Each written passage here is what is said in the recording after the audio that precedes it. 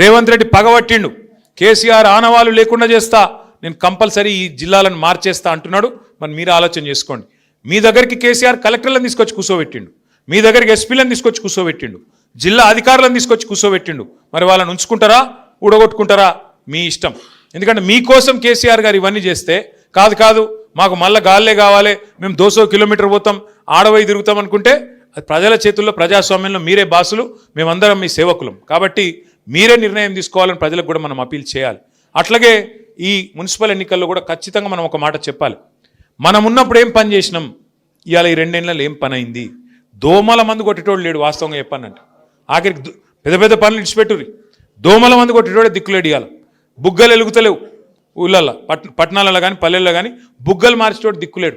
అట్లాంటి పరిస్థితి వచ్చింది ఇవాళ కాంగ్రెస్ వచ్చినాక. కాబట్టి దయచేసి మీ అందరినీ కోరేది, ముఖ్యంగా ఇక్కడ నుంచి గ్రామాల నుంచి వచ్చేసిన సోదరులు కూడా ఉన్నారు, మున్సిపాలిటీ నుంచి వచ్చిన సోదరులు కూడా ఉన్నారు, పట్టణాల నుంచి. మీతో నా ప్రార్థన, గ్రామాల సోదరులు ఎవరైతే మొన్న పంచాయతీ ఎన్నికల్లో బాగా కొట్లాడినరో వారికి అభినందనలు చెప్తూ, వారందరూ కూడా తప్పకుండా మరి మున్సిపాలిటీలో కూడా మీరు ఇన్ఛార్జ్గా సుమన్ గారు వేసుకుంటారు, మిమ్మల్ని అందరినీ వార్డుల వారీగా, డివిజన్ల వారీగా వేసుకుంటారు.